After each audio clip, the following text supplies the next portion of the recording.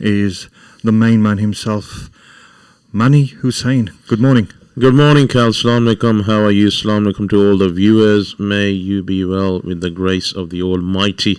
Welcome to the show of the week. Shows of the week, stories of the week from all around the world. Where have we been?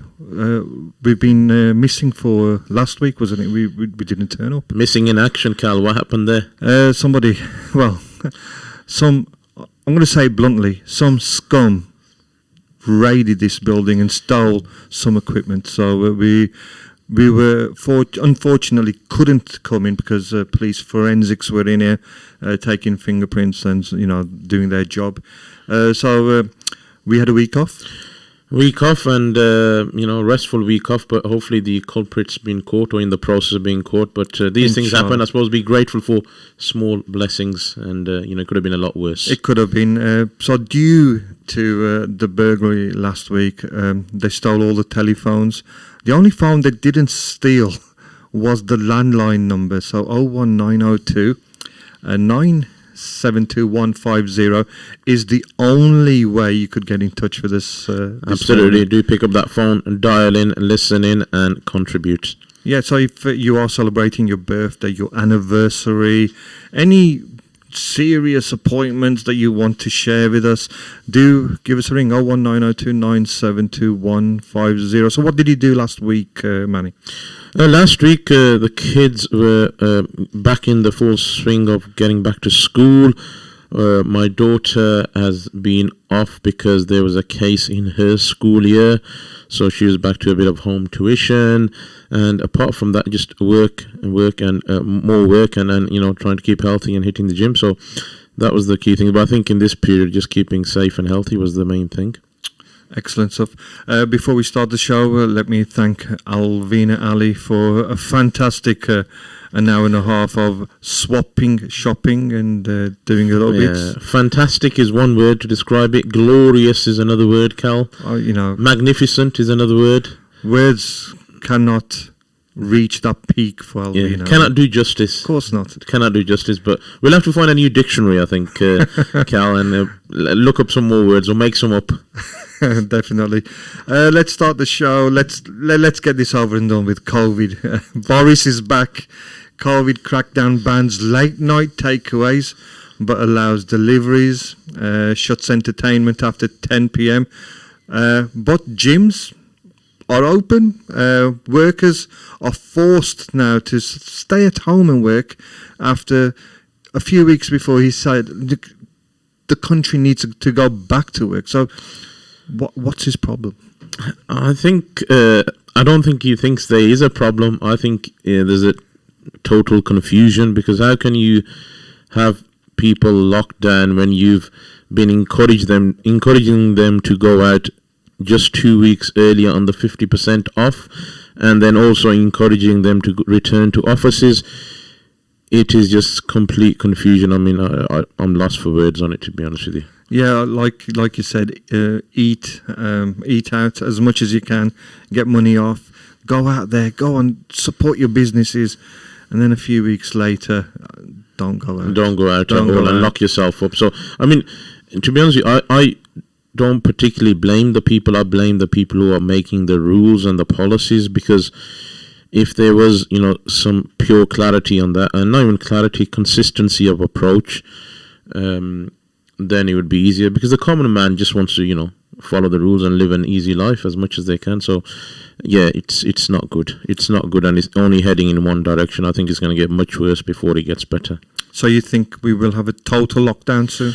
If I was a guessing man, I'd say we wouldn't be far off that. Even if it's not a total lockdown, I think a number of areas may have total lockdowns in their regional areas.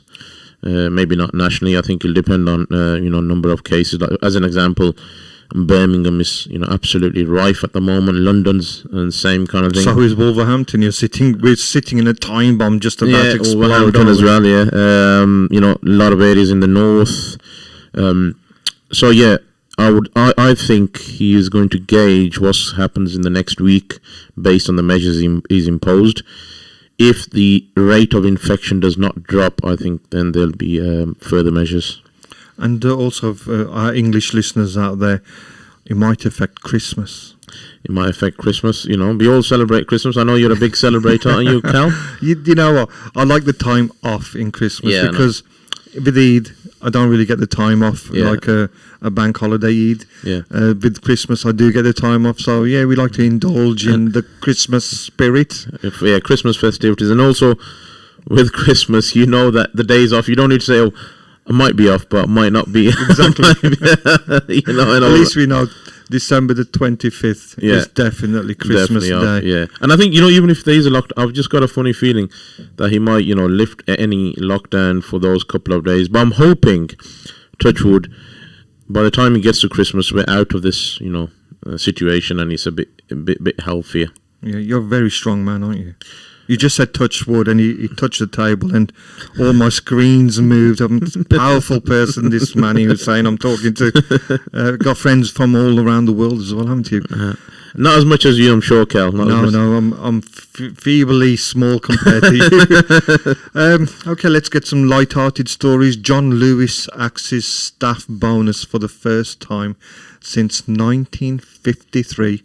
After losing £635 million in 6 months and closing 8 stores. So, John Lewis, obviously, you're a big shopper there. Yeah, I am. I'm I've got a premium member, I think. It is a flagship brand, isn't it? It's a well-known brand, traditional brand, I think. It's like Selfridges, isn't it? That's status. Like Marks and Spencer's, along the same, the traditional...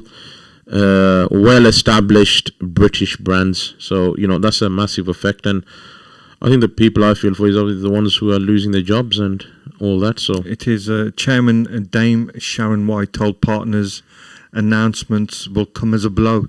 She said company expect to pay out bonuses again once its profits exceed £150 million. The retail group plunged to £635 million pre-tax loss for the 6 months up to July 25th. The shop's contribution of every £10 spent online thought to have dropped by 50%. So not even the online shopping.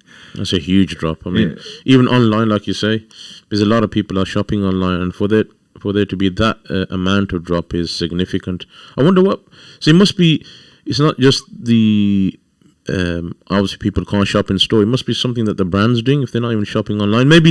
I think maybe the types of customers who shop at John Lewis prefer to go in, experience it, and have that kind of shopping experience. Yeah, they probably got personal shoppers there for them, haven't they? I wouldn't be surprised. If you're joking aside, if you are a person who goes there on a very regular basis, you probably like the whole experience, the personal shopping. Maybe have a spot to eat, a drink, etc.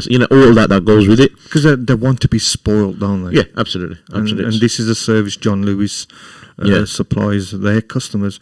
But John Lewis, hands up, big company. But what about the small companies who are suffering as well? Absolutely. There's a lot of small. I was talking to my friend Asim Ali this week, and he was concerned about the shops in Saudi Arabia, especially Mecca and Medina, because obviously nothing happening with Umrah. How are they surviving? What are they doing for money? It's an interesting question. I think, maybe they're just surviving on local trade, but it will be difficult. I'm assuming, the state over there is providing some kind of support, or the businessmen, and there's plenty out there, are providing some kind of support. Well, you'd like to think so. We hope so. You'd like to think so. But it's a great point, isn't it, even in Medina, Makkah, because those tradespeople rely on people coming from outside and visiting the blessed cities. Like coming up later, we do have news about Umrah as well, so keep tuned to that. You got any stories that you want to share? Actually linked to that story, Cal, Saudi Arabia appoints 10 women in senior roles in holy mosques in a rare move to boost female employment in the Islamic Kingdom. Wow. Saudi Arabia is seeking to boost female appointment. Number of working women has reached 1.03 million in the third quarter of 2019. The women were appointed in the 2 holy mosques in Mecca and Medina across various departments, including admin and technical, according to a statement released by the General Presidency for the Affairs of the Two Holy Mosques. My view is I'm all for it. I think if, male or female, that should be one side. Ability, capability, competence, qualification should be top of the agenda, because you can't have, people in senior positions. And even if you put it outside the male-female thing, is, in any country, in any locality, any company, you need to have people in positions who are capable, not based on who you know or what gender you are or what race you are. What do you think, Al?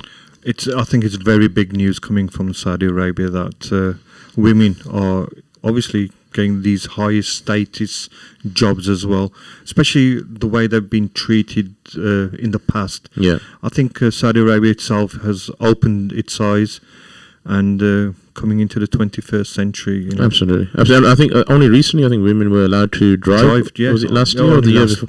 Last year. So I think, it's about moving with the times, but obviously still keeping in the laws of Islamic permissibility. But, you working in high positions according to capability and competence. Yeah, definitely. Before COVID, I was at the gym and I was talking to this one gentleman who had some heart conditions. And he said to me, "You know what, Cal? I want to go abroad, but nobody insures me. No, I can't get insurance because of his heart condition." And I said to him then, I says, "Well, Saudi Arabia has just opened up its borders. They've got the new visa, e-visa. Yeah. And including in that is medical expenses. So if you do fall ill, you're covered with that e-visa." And I threw it at him, and he looked at me first, and he said, "Saudi Arabia." And they got that typical mindset that Saudi Arabia is back in the days really like backwards and doesn't look after the women properly. But so many changes now in Saudi Arabia, especially like Jeddah and the outskirts cities. They're going tourism, spending a lot of money pumping into tourism, just like Dubai has. Yeah. So I wouldn't be surprised in the next 3-4 years. A lot of English people will be going to Saudi Arabia for a holiday because the weather's there, the food's there, the building, the infrastructure, everything will be there just like Dubai for Saudi Arabia. And of course, your visa, your medical insurance is free as well. Yeah, I think I'm all for that. I think as long as the holy sanctity of Mecca and Medina is not compromised in any way. So we don't want to, in my view, commercial or tourism activities in Mecca and Medina around the holy sites, because the holy sites should remain strictly holy. And then if there's other stuff going on around other cities, again, within Islamic permissibility, that's key for me. But definitely agree, it's a way forward. And talking about Mecca and Medina, they do have their own tourism inside Mecca and Medina, or the Zarta you could go and see. Absolutely. Another point I just wanted to click on was, do they look after these sites like the British or the Americans do? So like if they've got a heritage site, it's all protected. But if you go to Saudi Arabia and you go to these sites, bar the mosques, all the other sites are not, looked after. Yeah, I do agree, Cal, because all the other sites you go to, they seem a bit isolated and a bit left alone. They don't seem, as an example, if you go to historic sites in the UK, you'll have officials who are controlling access, exits, what you can do, what you can't do. In a lot of ziyarats that you described there, or holy sites, it seems to be people come and go as they want, when you want, how you want, and you can do whatever you want. So that official oversight does not seem to be there. So I think it's a cracking point, Cal. It's a cracking point, and it's the kind of stuff you'd expect the state to have thought about. The fact that they haven't, to be frank, is disappointing. It is very disappointing. And if people haven't been to Mecca or Medina, do go to these Zarta, because obviously it's our history, and you need to see it, you need to be there, you need to experience it. And for one, I would recommend to go to these sites. It doesn't matter how run down they are. It is our history. It's our Prophet's history. So absolutely, definitely go. Absolutely, and it's only by visiting these holy sites that you can expand your understanding. But also, I think when you're standing in a holy site, you can feel, you can take in the atmosphere, this is where certain things happened, and it's just another feeling. Especially if you go to, say, Mount Hira, Absolutely. Hira. Absolutely. It's a long way up, it's a long way down, but going up, you could just think, our Prophet, peace be upon him, used to come up here, not empty-handed, probably a sack with food, clothing, and he had to climb that. And there was no tracks then like they are now. So it does make you thinking. It's an experience that you cannot, get rid of in your mind. And you cannot underestimate as well, Carl. I think that's the key point, isn't it? Yeah. Do you watch Question of Sport? I do, yeah. Yeah. I try to watch it. Well, Sue Barker, she's been there from probably day one. Yeah. I think it was Mr. Coleman who used to do it before. Yeah, David Coleman. Then Sue Barker. Well, she's going to get the sack. Yes, I've heard. Former England footballer Alex Scott is poised to replace axed Sue Barker on A Question of Sport. Alex, 35, previously appeared on A Question of Sport back in November 2016. The former football star also competed in last year's Strictly Come Dancing. Sue, 64, hosted the sports show for 24 years, but was axed earlier this week. It's a long time to host a show, isn't it? And I think she's a superb host. Jeez. And you know what? The only reason this Alex Scott is coming on board is because of her race. You think so? It is, I know. Have you noticed all the sports shows now, you've got one English commentator and one black commentator? I'd like to think, Cal, it's not because of that, and I'd like to think it's because of capability and ability, linking into our previous point. But yeah, who knows what... I think it's because of this Black Lives Matter, and sports people have noticed that black people were underrepresented on these shows. So now every time I put the TV on, there's more black people on TV than there's English people. Yeah, but where's our Asian people? Well, yeah, that is the question. I think we're going to put you forward, Cal. Do you fancy it? I fancy a bit of sports, yes. Which one? What's your favourite sport, Cal? Well, football. I'm football mad. Football mad. But only Wolves. So Wolves mad. I'm Wolves mad. So what do you reckon of Jota coming to the great LFC then? Come on. Good luck to him. I wish him all the best, but I think the Liverpool fans are going to see the real Jota. I hope it works out for him. With Jota, the only problem is he falls over his own feet. So plenty of penalties, yeah? No, he falls over his own feet, so he ain't gonna get no. But yeah, watch his space. He's a good when he's on form. I think he's probably the best striker. Fantastic, yeah. In the Premiership, but when he's not, because you've got another player who's quite good as well. His name escaped. Is he Portuguese or Spanish? Jimenez, Mexican. No, there's another one. Fabio Silva. He's Portuguese. Just come in £35 million. We've got Neves. I think he was. Yes. Ruben Neves. Yes. Magician. He was wasn't he about to be sold as well, or there were rumours?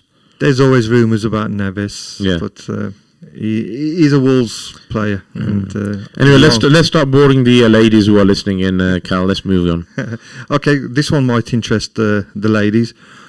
Man marries his own mother-in-law after divorcing his wife of 8 years and getting a 500-year-old law overturned.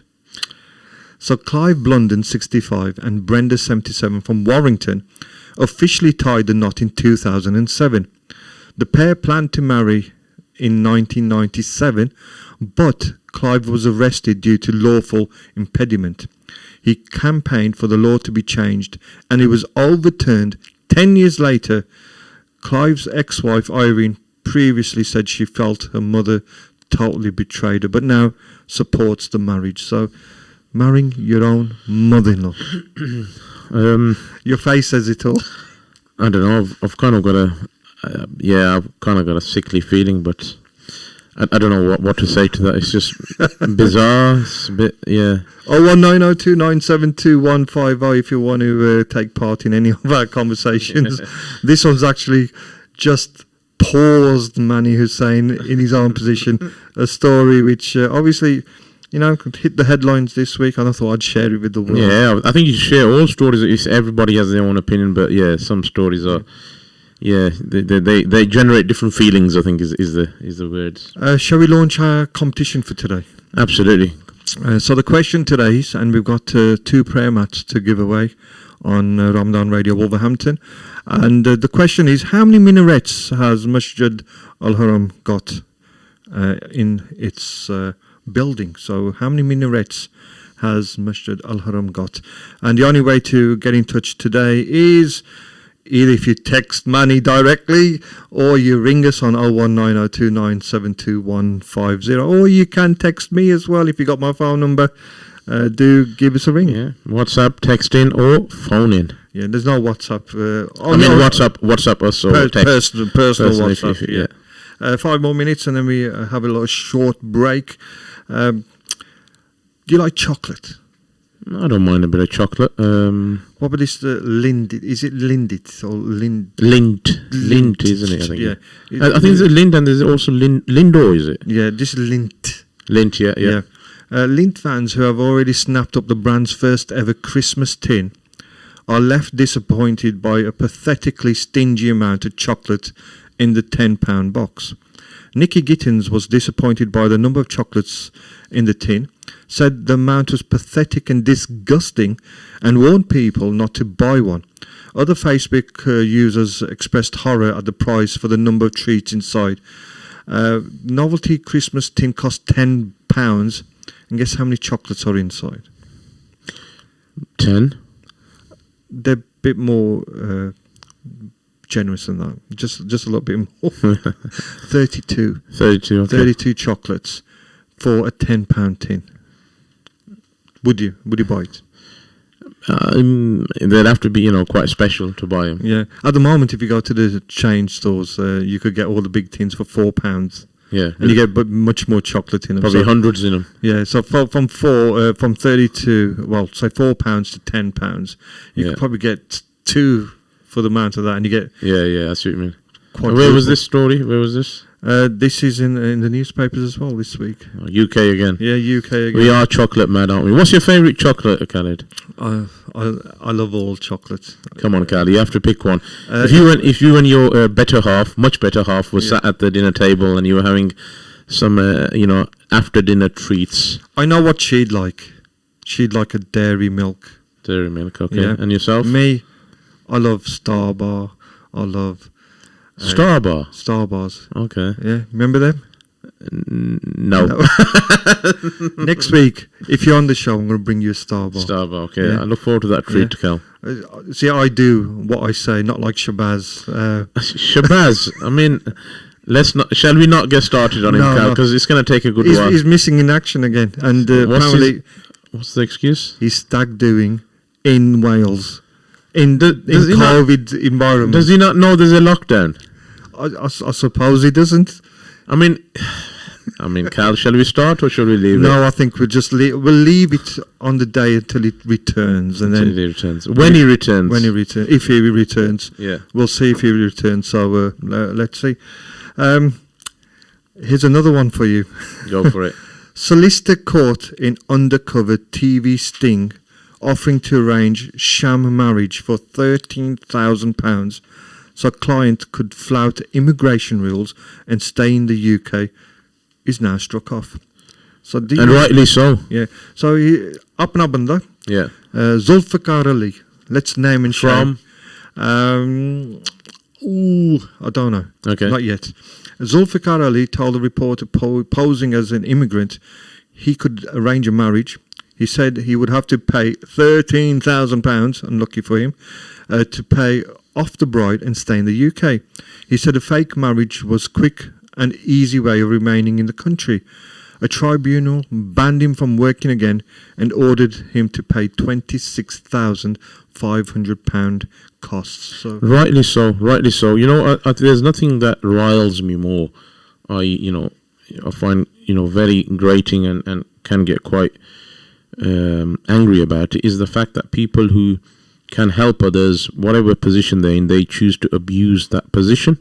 Power, influence, whatever it may be in any kind of field. And when you do that, I think you deserve everything coming to you. Obviously, everybody makes mistakes, but when you've blatantly done it for financial benefit. Yeah, I mean, all the years of practice that he had to go through law firm, all gone down the drain. Absolutely. For being greedy. That's all it's about. It's greed. But you know, they say money is the root of all evil, Cal. So, you got to be very careful with these things as to don't let that influence your thinking and your actions. Yeah. Anyway, we're going to a short break very soon. We have got a competition launched. If you want to let us know how many minarets has Masjid Al-Haram got, you can call in today. Call in 4 minutes time. It's 01902972150.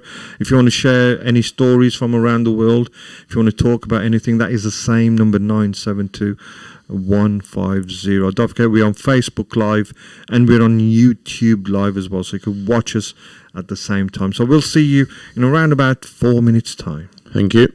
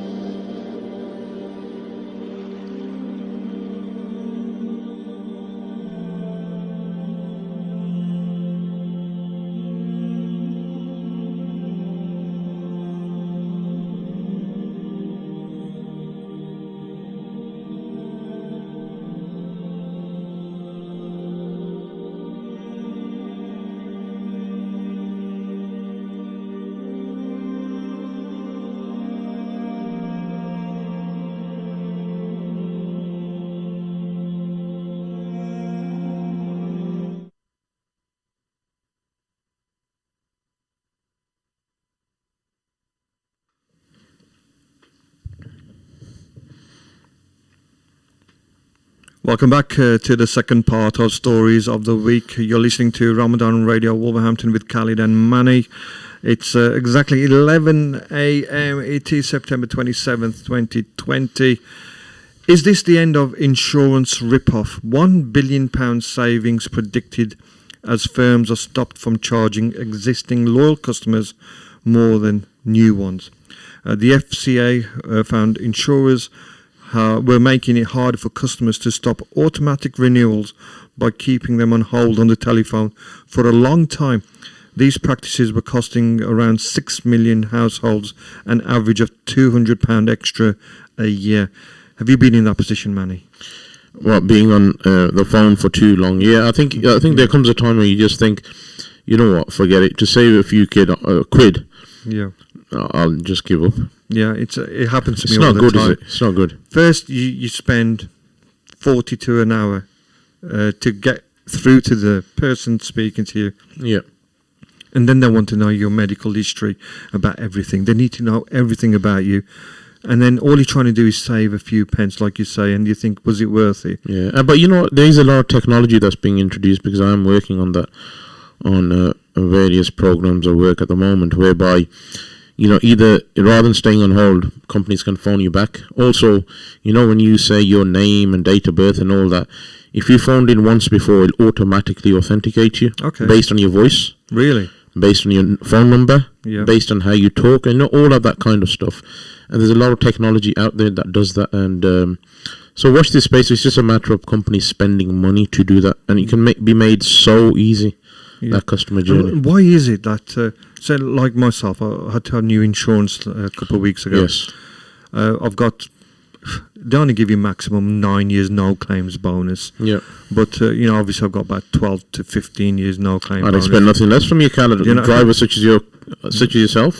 And you still, you know, you ring them up and they still want proof of all this. I think the key thing is because the systems aren't joined up at the moment. Because ideally, if there was one system which integrated all that, so say for example, if you're one insurer and all of that system, all of that data is readily available in your system, then you wouldn't need to ask the question. That's the reason why I think some companies are going towards that. So it will come in place, but it's going to take a bit of time. And then why is it these insurance companies want to charge me more money than a new customer? Why is that? Well, because you know, the law of economics or the rules of economics, they know you're already with them, and you're customer. You know, you're in that comfort zone. You really want to change. Whereas new customers, they want to get them through the door. So it's like, you know, if somebody walks through a shop and you've not traded with them before, to get them to buy and, you know, keep them as a customer, you might, you know, you tease them. Yeah, you might drop a few quid, etc. You know, it's just. I think it's just the way to do business, or so, you know, the kind of common business model. But they never give loyal customers, you know, incentives at all. I think sometimes they do. If you've been with them for a while, you know, they do say, oh, if you add your home insurance and you've been with us for a while, we might reduce that by a certain. I think some companies do. Let me give you an example. Sure. Sky TV. Yeah, I've been a customer of theirs since day one, since they launched. Really? And my bill, between you and me, don't tell everyone. I won't tell everyone. It's just me. I mean, we're not alive on air or anything. Yeah, £165 I used to pay per month. Anyway, when COVID appeared in March, we had to look at our finances. So I started looking, what do I need and what don't I need? How can I survive this COVID? Yeah. And one was the package of Sky. So I phoned Sky TV up and I said, gentlemen, I've been with you since day one, and I've looked at your adverts and you're enticing people with good packages, but why are you not rewarding loyal customers like myself? Absolutely. And he looked at me and, well, not looked at me, he looked at my file and he said, yes, I could see, sir, that you've been here many years. And I says, well, look, you're charging me £165 a month. I need that price to come down, otherwise I will go to one of your competitors. Yeah. He said, sir, no, you don't need to do that. I could see that you're on a very old package. I'll put you onto a new package. That £165 went down to £99. So that's a saving of £66 a month straight away. So listeners out there, COVID is hard times at the moment. Yeah. If you're in the same position, do ring these companies up. Don't be shy, because especially like elderly Asian people, they're comfortable with British Gas. Yeah, 'cause yeah, it's definitely. And I'd say 2 points on that, Cal. You know, Sky, one of the things I've learned is phone them every 2 or 3 months because they have a new offer. So unless you're unless you contract, if you're not, because that's what I tend to do. Every 3 or 4 months, I'll phone them and they'll say, "Oh, we've got this offer or that offer." The other thing with, especially with utilities, gas, electric, and you're right, you know, more of the mature community are settled. But now they've introduced rules where you can change suppliers very, very, very easily. So they say it's easy, but it's not always easy. No, but in reality, Carl, it is very easy to do that now. It's just a matter of just you changing payment details, and so do not be put off by, you know, thinking it's going to be really bad. I need to give you're going to give meter readings, but it's just give meter readings and you're almost up and running. Everything happens in the background. The suppliers exchange information. The only thing I find is, you know, the handover. Yeah, that's where I got stung, especially with when I changed my British, my electric and my gas. Yeah. I went to a new company, and they said, "You don't do nothing. All you have to do is just say the word yes, and we'll do everything." Yeah. But what they'd done was they charged me their fee, and they started charging me at the same time. 2 companies at the same time, but they've said that it will even itself. Yeah, it'll even itself because at that crossover period you'll get that. But also, a lot of utility companies now, they do pay, if you've got a cancellation fee, they'll pay your cancellation fee to come over. And I would advise people to go on places like Money Supermarket, Go Compare, and what have you. Sorry, Carl, I'm just going to go back to a slightly earlier story. Yeah. Some breaking news has just come in. Third wave of COVID-19 in UK is entirely possible. Sage scientist says a scenario the UK faces, including the possibility of a third wave. Edinburgh University epidemiologist Mark Woolhouse told BBC's Andrew Marr. He also said a vaccine may be available in 6 months, but it's doubtful that we would have been able to roll it out on a mass scale by that time. So I've been saying to a lot of friends, I think I've even said on this show, who's to say there's not going to be a third wave, a fourth wave, a fifth wave? I think the way I've pictured it in my mind is to say, this past year, the way it's been, almost get your mind ready. The next year is going to be the same. That way you won't be disappointed in saying, you know, I'm going to go out, I'm going to do this, I'm going to do, A, B, C. You're mentally prepared. What do you think, Al? I agree with you. That mindset should be in everyone's head.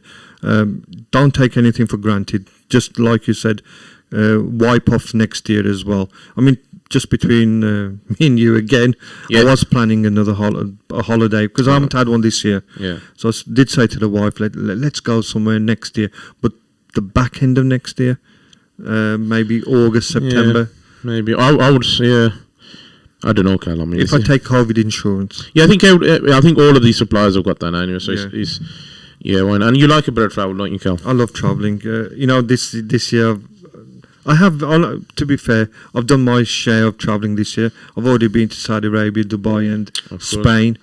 Okay, was that before COVID kicked off? This was all before COVID. So, alhamdulillah, you know. You weren't doing a shabazz on us, and during COVID, were you? No. I've got a story here.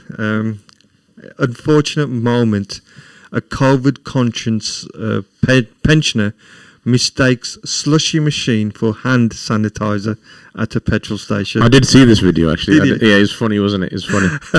Wearing a face mask, he stops in the doorway and has a good look around for the hand gel. So that's what old people do, don't they? Yeah. He quickly spots 2 clear containers with blue and red liquid next to the door, besides a stack of birthday cards. He squeezes the handle and begins rubbing his hands with ice cold raspberry slush. Bless him. Lovely. Bless him. I mean, it's it's an easy mistake, and the way I see that is he was trying to do the right thing because he was hand wash. Linked on that point, here's a story for you, Kel. You'll never guess who picked up tonight. Police find lost penguin wandering on the streets of Nottinghamshire. Hang on, a lost penguin. A lost penguin, and it's not the chocolate bar; it's the actual animal penguin. Penguin. Officers spotted the penguin waddling up a street in Streatley on Sunday morning. The bird was taken in by the officers and nicknamed Popo. It had escaped from a nearby farm and travelled about a mile before being found. Now, Cal, where did that penguin come from? Enlighten us, my friend. It's the climate for penguins in the UK. Is it? Is it from a zoo? It does not give us any further information. It's got to be from a zoo or a farm. Yeah, I think you need to print off the full story. Yeah, Cal, to get the Popo the penguin. Popo the penguin. I mean, it's bizarre. I mean, I've heard a story. Sometimes you read, I don't know, in certain countries where there's a lion roaming on in the streets or a tiger, but never a penguin. Penguin. It's. I'm glad it's a penguin, not something like a lion or a tiger. Or something obviously, I don't think much safer. I think the story would be more harsher than that. Yeah, it'd be a lot more probably gruesome than that. Yeah, I suspect. But I was going to tell our listeners about Saudi Arabia and the latest news coming from Saudi Arabia. So this is fresh. I don't think anyone else has shared this information before. Saudi Arabia is gradually to resume the Muslim pilgrimage, which has been suspended for 7 months because of the coronavirus pandemic. From October the 4th, up to 6,000 Saudi citizens and residents will be allowed to undertake the Umrah each day. And from pilgrims from other countries deemed safe will be permitted from the 1st of November, when the daily capacity will rise to 20,000 people. So that's latest news coming from Saudi Arabia. Alhamdulillah, that's my word to that. Say that's fantastic news, Cal. Thank you for sharing that. And maybe this be the start of opening up Umrah and Hajj, because it's been sorely missed by many. But let's see how things progress. I think my overarching thought would be on it. If it means controlling visitors, and what the last thing we want is an outbreak there. So even if it means starting 6,000, then gradually, I would rather have that than nothing at all. So let's hope and let's pray it goes well. That's the latest news from Saudi Arabia. Thank you, Asam, who just texted me. He's enjoying the show. He loved the sham marriage from Zulfikar Ali. He liked the name and shame, he said. And he says, fantastic show. Thank you, Asim. Very kind of you. And do keep listening and do keep socializing. That's it. Here's another story. I don't know if you've seen this in the newspapers. Argos is the butt of the joke after flogging curtains that look like cigarettes, like fags. Okay, what yellow and white kind of thing. Yeah, so it's white at the top and it's yellow at the bottom. Yes, I understand. So the retailer is advertising the home printed border underlined eyelet curtains. Sounds good, but it isn't. Eyelet. Yeah. For £5.99 online, but customers were quick to point out the similarities to a pack of fags. So it's like having 20 Bensons in your living room. Yeah, I mean, have you ever smoked yourself, Cal? No, alhamdulillah. That's one thing. Smoke, drinking, drugs. Keep away from that. Alhamdulillah. I think it's a good thing to do, and it's not smoking, but it's a good thing not to do. Not to do it, yeah. Back in the day when I used to work for West Midlands Police, especially in Birmingham, I used to see a lot of nasty stuff. A lot of our own people drunk on drugs. How long were you in the force for, Cal? 7 years. And where were you mainly patrolling? Were you the streets of Birmingham? I used to work force wide, so. From Telford to Coventry, I used to cover all that span. Mainly a lot of the Asian areas as well. Yeah, so the small heaths, the Alum Rocks, Spark Hills, even Borsal Heath and Newtown. Yeah, it's funny because all of those areas, I think, at least 4 of those 5 is where COVID is at a peak now. So in Birmingham, I know we keep coming back to COVID, but it's it's the stories. It is a story. But the press release that came out recently, I think it was. Let me just find the story as I'm scanning live through the stories on air as we speak. Here we go.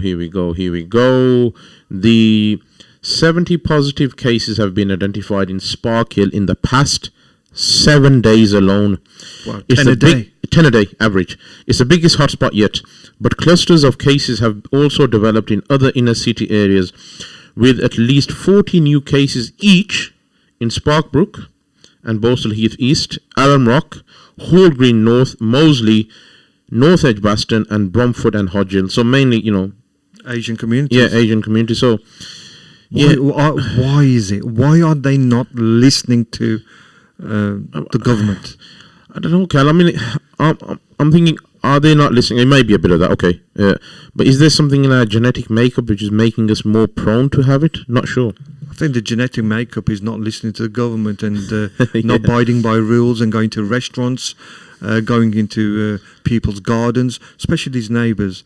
You'll find the communities in Birmingham, the gardens are all linked up together. Yeah. So maybe a panel's missing and them all joining up in the back garden. I don't think you can just point to Birmingham. I'm going to have to stand up for Birmingham folk here. I think I'll say Wolverhampton. Yeah, as well, thank you, thank you. I think, there's a few culprits in Wolverhampton as well, Let's not name names, Cal? No.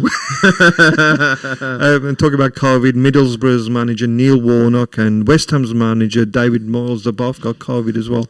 And we're playing West Ham tonight. Oh, you okay? Wolverhampton Wanderers. And our manager Nuno Santos actually said, they get tested on a Friday. The results come to them on a Sunday.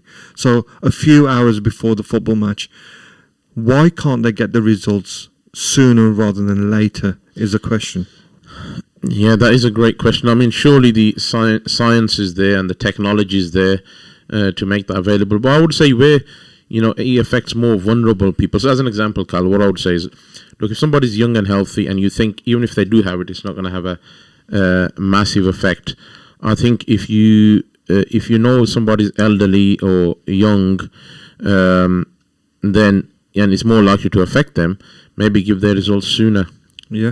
Happy New Year to you too. Sadiq Khan cancels celebrations in the capital as he reveals there will be no fireworks and nothing happening in central London on December the 31st. Wow. Sadiq Khan is in everyone's good books again, eh?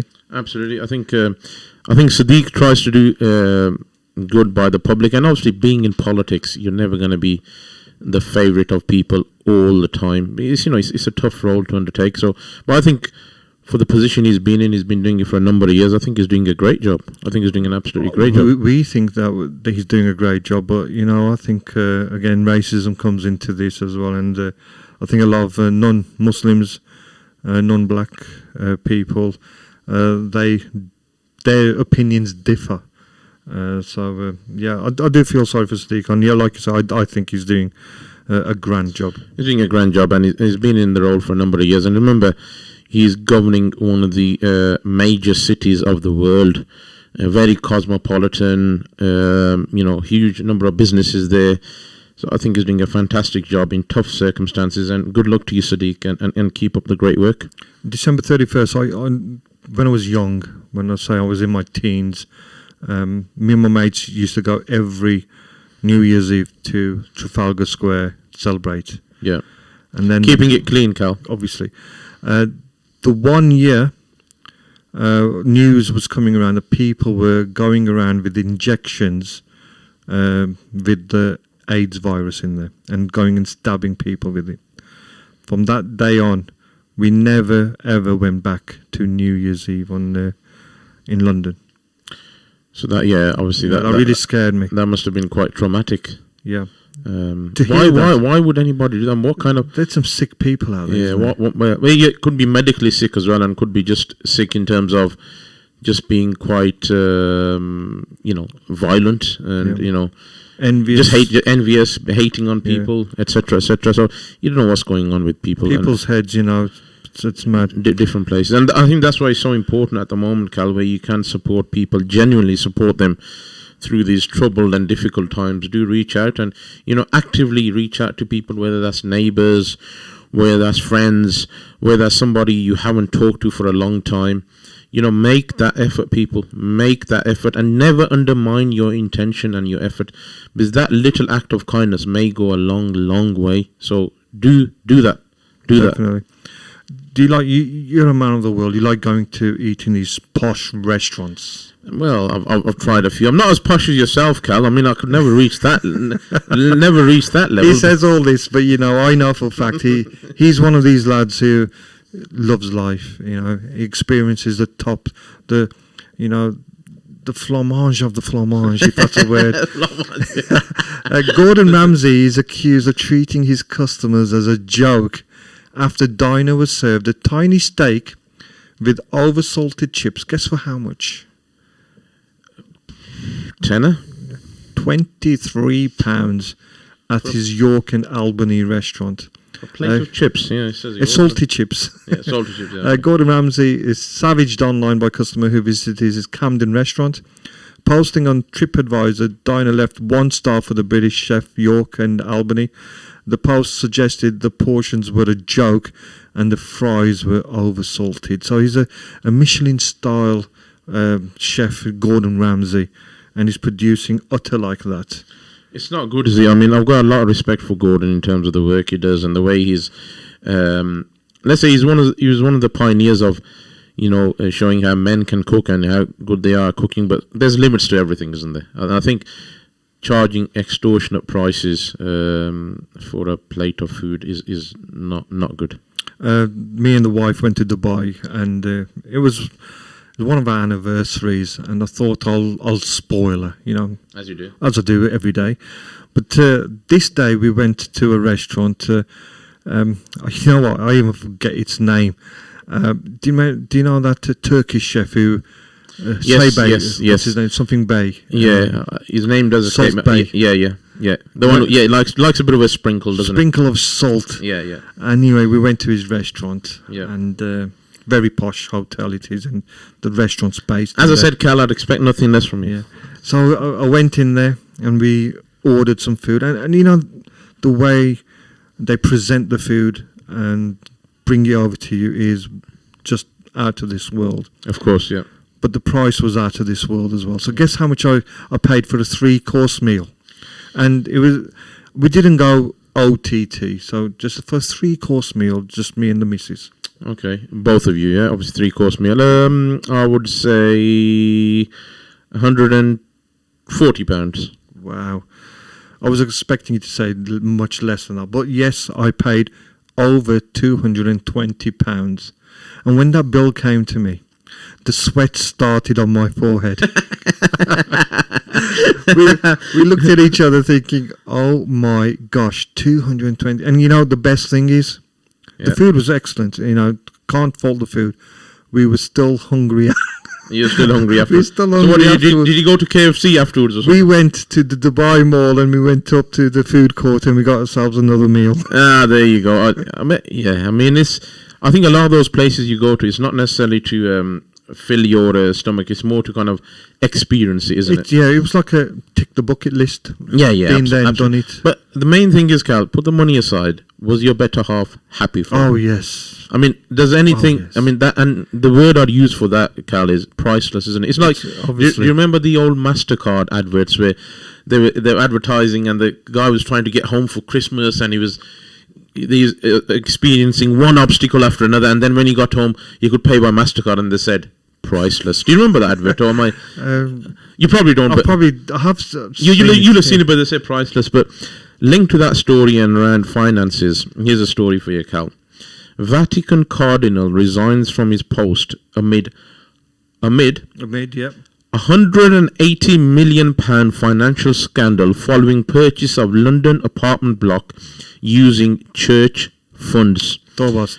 Cardinal Angelo Becciu's resignation was accepted by Pope Francis in a statement issued by the Vatican late on Thursday amid a £180 million property scandal. Now, what do you make of that, Cal? That level of corruption. That's a lot of money, isn't it? That is a lot of money. I mean, but a lot of funds. But the reason I raise that, it links into the earlier story about abuse of power and what have you. Again, you're in a position of power. You're in a position of trust by billions of people around the world. Because there's, the Catholic community globally is huge. Why do that? I mean, for a few pennies and pounds. I mean, in the grand scheme of things, that's right. Even billions, millions in the eyes of the Almighty is nothing. It's minutiae. It's like grains of sand in the desert. It's like one grain of sand in multiple Saharas of deserts. Why do that? I mean, what what is going through your mind to do that? Again, it's greed, isn't it? Power of greed. And Greed, yeah, absolutely. the position that he's in. It's disappointing, hugely disappointing. I mean, I would say to all people in positions of power, whether that's religious, financial, looking after children, looking after the elderly, please do not underestimate your influence, and do not get influenced by these minor things that come up in your way, because they are minor. Even 1 million, 100 million is minor in the grand scheme of things, because you will be answerable for this. Yes, anyway, moving on. One day you will have to answer to the Almighty. Once again, it's coming to a break. We do still have that competition. If anyone dares to ring us, please do ring in. Ring in 01902 972 150. Come on. Shall I repeat the quiz question? Come on, I know there's a few friends of mine who are listening. Gentlemen, do phone in and contribute.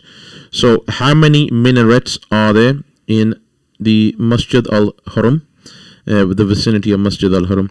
So, guys, do chip in with your answers and do not be shy. And we'll see you in around about 4 minutes' time, where we'll have stories of the week.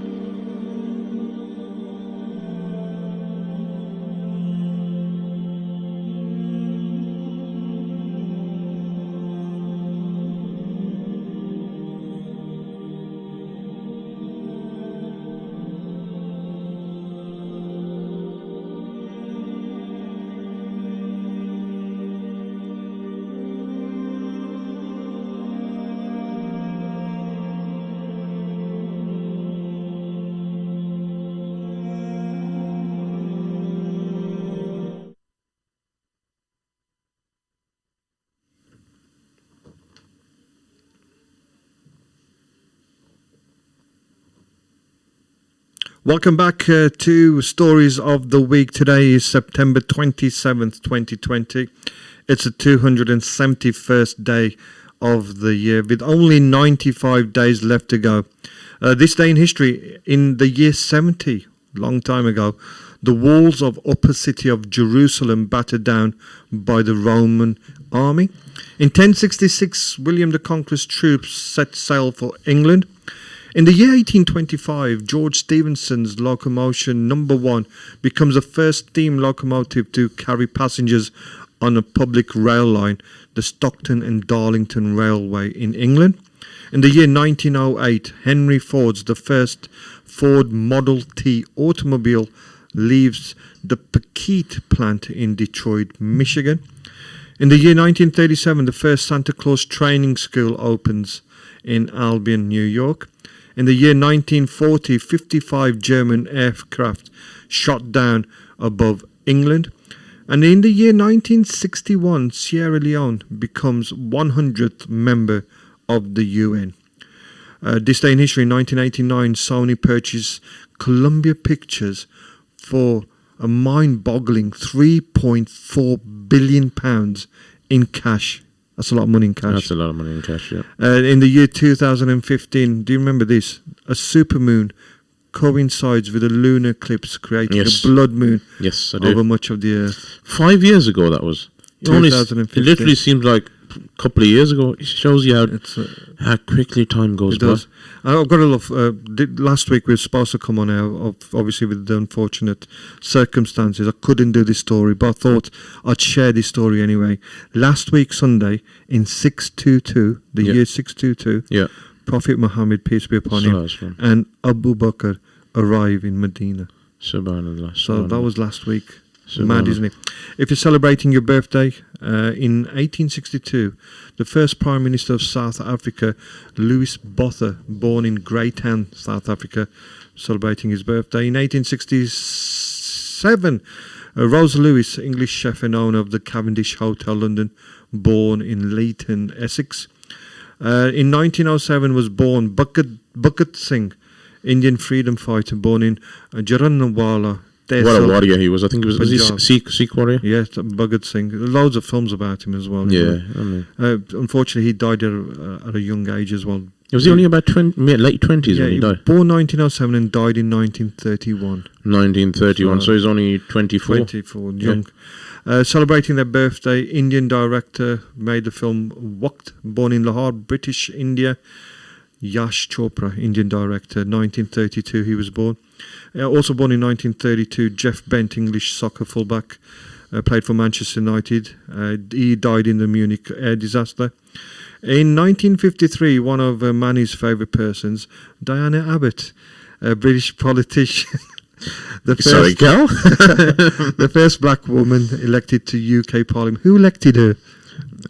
Clearly it was me, Cal.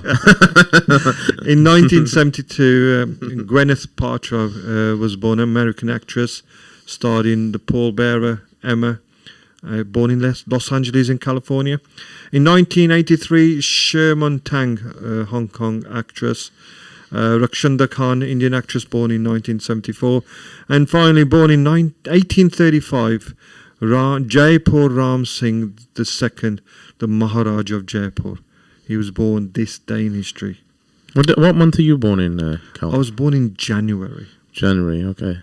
January the 22nd. 22nd, yeah. Okay. So everyone's there writing. They're going to send me presents now. Yeah. My birthday's not too far away, Cal, so I'll let you know. Okay. Coming up, so, just, no pressure, Cal. We'll take you out for a meal at 9:50 and we'll finish at 10 o'clock. That way I won't spend as much money as you do. Very kind of you, Cal. Here's another story for you globetrotters out there. You got a ratty story for us? A ratty story. Have you been to Cambodia, Cal? Not yet. Not yet. I might. You might. I'll try to persuade the wife to take me there. But anyway, you'll know it's nice and clean, hopefully, from this story. A rat given golden medal for life-saving bravery and devotion to duty. Magawa, a place in Cambodia, has cleared more than 141,000 square meters of land, reducing the risk of injury or death for those living near landmines. Yeah, I saw this on the news. amazing. So obviously, rats help do that, and it shows you each animal. Never underestimate what it can do if it's put to proper use, so to speak. So and the Almighty's created everything for a purpose, everybody, everything for a purpose, and it just shows you that. So there you go, Cambodia next on your list. Yeah, I might need to take that rat with me. I'll leave the wife behind, I'll take the rat. Yeah, I'd have a discussion at home before you do that, Cal.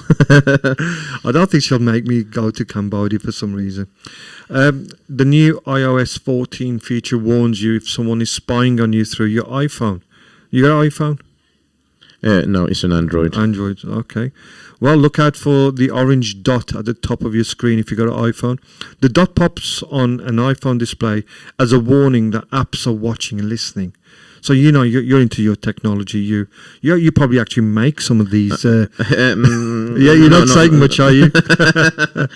So the iOS 14 users can also see if an app has used the microphone or camera recently on your phone. Apple is focused on strengthening iPhone users' privacy with the new OS update. Your thoughts on that? I'm going to ask you straight out. Have you made any of these? Not yet, Cal. Stop casting aspersions, really. But yeah, I don't think anything would surprise me. I mean, you do hear a lot of the times that actually your phones are listening into you, and even where you've got the camera on your laptops and wired up to the net, they may even be linked into certain technology. To be honest with you, nothing would surprise me. Really, nothing would surprise me. I think the way that technology is going, the way that people are sneaking in on what you're listening to, what you're watching, the sites that you're browsing, all of that. I think the sites that you're browsing, that goes on anyway. So I would say, Cal, on a finishing note, do not be surprised by anything. Yeah. Do you shop at Morrison's at all, or recently? On and off, yeah. May pop in. They've got some weird stuff they're selling at the moment. Okay. And it's only for £1. Who needs that many cold boiled eggs? But Morrison's are selling them. They're peeled eggs in a huge wet sack for £1. So the peeled eggs in a huge wet sack. Wet sack, yeah. So yeah, I saw the pictures. It's like a net sack full of peeled boiled eggs, and they're selling them for £1. Yeah, Morrison shoppers shared pictures showing the bag of several eggs in a preservative bag. It was labelled with a sticker saying 5 eggs, but appeared to contain lots more. Baffled social media users took to Twitter to call product wretched.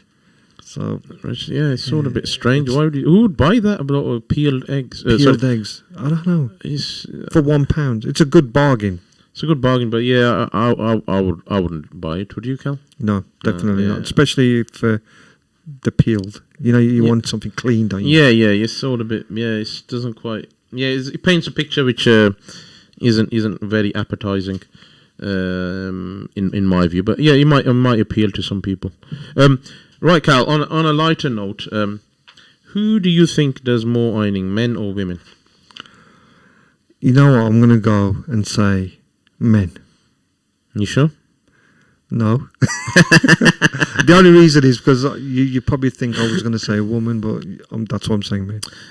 And my brother does the ironing at home. Ah, what a gent. And you, Cal? What's an iron? I thought it was a golf stick.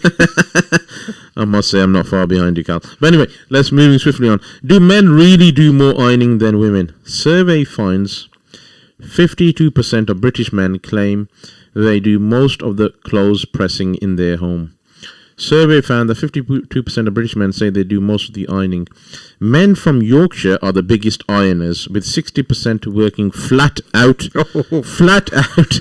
Poll found women still do most of the cooking, cleaning, washing, and laundry. Maybe they were pressed into it. You like that, Cal? I like that. I like that. Obviously, these are your words, but obviously they were pressed for time. Yeah, pressed for time, pressed into it, iron pressing. Hey. So, Cal, I mean, I think Cal, Yorkshire. This is Yorkshire, though, isn't it? Yorkshire, yeah. Well, tea drinkers, Yorkshire. Tea drinkers. They don't have time to drink tea, but iron. Big rugby players as well. So, But I mean, Cal, I think what you should do is go home. Oh, don't listen. Go home. My wife's listening. Don't say go it. home. No, listen. I'm saying it for the goodness of the domestic situation, and I know you like to treat the better half, as I keep saying. Go home. Yeah. Ask your better half, Baji. Look, give me all the ironing you've got. Everything. Bring it all out. Anything that's unironed hasn't been ironed today. It's been left over for weeks. She think I'm having an affair or something. No. I think Cal, you're live on air now. Do you commit to that? No. Disappointing. I'd Cal. burn all the clothes. I would. You would not. I Come would. on, Cal. Come on. She's been testing me recently. Okay. I had to make her lunch yesterday. Okay. And Yeah. what did you make? It was hard work. What was it? Was it beans on toast or something else? It was close. It was a tiger sandwich I made. Tiger sandwich. Yeah. Oh yes, the tiger bread. Tiger bread. Yeah. Yeah, bought tiger bread for Mazda. They're quite whole. They're quite filling, aren't they? Filling, course. Yeah. What did you put in there? That's the ready-made tuna sweet corn. So you really took the easy option. So all you did was I went got all in. two pieces of bread, got the ready-made, opened the tin, and whacked it in. And the missus says, you could do it. I knew you could do it. But what prompted you to do that yesterday? She was in a mood with me. Yeah. She wanted she wanted me to. I wanted her to go and collect my car. I had some maintenance work to be done on it. Yeah. And because I wanted a lift, she wanted something in exchange. So she wanted lunch. Anyway, yeah, but there you go. That's a great way to do a deal. Supposed to do it. Dentist surgery is accused of disgraceful profiteering by charging patients £5 for a face mask while banning them from using their own. Patient Kevin Sedgy, 58, branded the move by Guildhall Dental in Berry Street, Edmonds disgraceful. He says he was told he could not bring his own face mask to the appointment. The Suffolk surgery said its charge reflects the price rises in demand for these products. So let me get this right then. Somebody walked into the surgery. Yeah. They had their own face mask. Can't wear it. You can't wear it. You have to wear one of theirs. And they charge you £5. I mean, I think that surgery has a lot to answer for. Yeah. And you know what? That isn't the only place. I know people who have been to dentists and they've been charging for these extra cleaning devices like the hand gel to put the price on top of their dental fees. I think that's disgusting, isn't it? Yeah, that's absurd. I mean, you are doing that to keep the people safe, and surely you should not add that as an additional charge. I think that it's not ethical, but that's my opinion. I know people who have actually started moving dentists now because of these extra surgeries. It's not. I think dentists who are doing that have a lot to answer for. Here's a message from a good friend of mine, Isar Ahmed. He says, "Salams, Kal and Mani, you are doing a great job. Show is very informative and full of knowledge. Keep it up. Allah bless you both," from Isar. So, poor friend at the moment, bouts of coronavirus in the household. Has got a very, very high fever. Wow. So may Allah cure him and everybody in his family. Ameen, summa ameen. Forrest Gump author Winston Groom, whose novel sold nearly 2 million copies and was turned into Tom Hanks's Oscar-winning 1994 film, dies at the age of 77 in Alabama. Yeah, Forrest Gump, great film. It was a good movie, wasn't it? It was fantastic movie. Good movie. 2 million copies sold. How many people do you reckon have watched that movie? Millions. Yeah, I mean, it's a very well-made movie, I must say. Definitely. Another story here. Fury over £12.96 Black Lives Don't Matter hat sold as a nice present on Amazon. So you go onto Amazon and you could buy this hat for £12.96 saying Black Lives Don't Matter. How does it get through their system now? Well, that's the question. I think this goes back to the question around these tech companies, whether it's Facebook, eBay. Sometimes people post absolute garbage on their racist, sexist, inciting hatred. It's all good and well saying, yeah, we've got followers or we've got members. How are you moderating that material? How is it getting through your filtering system? And actually, a lot of companies are being held to account on this. So I know Facebook recently are looking or are being questioned as to they're actually promoting hatred and violence because they're not filtering out these stories in the right way. They should get fined, shouldn't they? No, well, they should be, before you post content, there should be a filtering system. There should be actively automated systems in place to check the content. And where is content which is highly inflammatory, there should be humans, people, reviewing that. Even if that costs, that needs to be done. That needs to be done. So that story there that you shared, I mean, what kind of mind would even come up with that in the first place? And, sell that? And who is buying that? That's another question I've got. Some rallies you probably see, these racist rallies, you'll see them on with these hats on. Yeah, EDL going live. I mean, come on, guys, get a life. That's right. E-scooters will be fitted with number plates on the front and back, so anti-social riders can be tracked on CCTV, as rental firm behind UK's trials claim users in England are the worst in Europe. Have you seen these e-scooters? I haven't seen it. Do enlighten me, Cal? They're like electric scooters that you could rent. Oh, okay. Oh. Really nappy. Oh, yes, yeah, I think I have seen them on the road. Yeah, yes. Well, they're obviously breaking some rules that they're getting fined, and obviously this company is getting to pay all the bills. But yeah, now they want to track these e-scooters down with number plates. So like a car, it's going to have its own number plate in the future. Makes sense. Makes sense. About £600 to buy one of these scooters. Yeah, I suppose it depends on what your passion is and what you want to pay for. But I think, yeah, if speeding applies, then it should apply to all vehicles on the road, whether they're electric powered or otherwise, in my view. Do you like the hot weather, Cal? Personally, it depends. If I'm in holiday mood, I like the hot weather, but when I'm working, I don't like hot weather. I'm a great fan of hot weather. You like heat? Yeah, I like heat. Have you been to California, Cal? I have, yes. So, Death Valley. Yes. Death Valley hits a temperature of, wait for it. Go on. 130 degrees Fahrenheit, which could be the hottest official temperature recorded on Earth for 107 years. Wow. As record heat wave sweeping country continues, leaving 54 million sweltering in 100-degree Fahrenheit conditions. If verified, the reading would break Death Valley's previous August record by 3 degrees. I mean, that's hot, isn't it? That is serious. I mean, I like heat, I like the sun, but yeah, that burned the hair on your face. That would just be crazy heat, a crazy level of heat. I mean, yeah, there are limits to it, aren't there? I think the hottest I've been is in Dubai. We went in the summer months. Yeah, me and the family, and it was plus 50. Plus 50. It was yeah, hot. That was hot. It was basically running from one building to another just to get the air conditioning. Yeah. But do you find when you go from extreme heat into air conditioning, it's not that great for your bones, isn't it? It's not, and you sometimes get a cough as well. Yeah. But I find, when you're doing that on a regular basis, I'd rather going into air conditioning. I'd rather go somewhere where you just got the fan on rather than air, because you could feel it. You can literally feel it in your bones when you're going from one extreme to another. I don't think it's the greatest thing for your body. There's a new craze on TikTok. I know you're a big fan of TikTok. Yes, absolutely. Let me do this story, and then I think we got some breaking news from Shabazz Ahmed. Yes. Dangerous TikTok trend sees parents throwing their babies off camera while dancing to a hit rap song, as viewers blast participants for putting their children in danger for viral fame. Social media users dancing and lip-syncing to the song Baby by Blueface. The parents show the babies off camera, presumably throwing them onto a bed. Some don't even turn to check that the children landed safely. Have you seen this yet? I haven't seen this, but again, crazy people. What is wrong with people? I mean, just to get some followers on social media, you're doing this to children.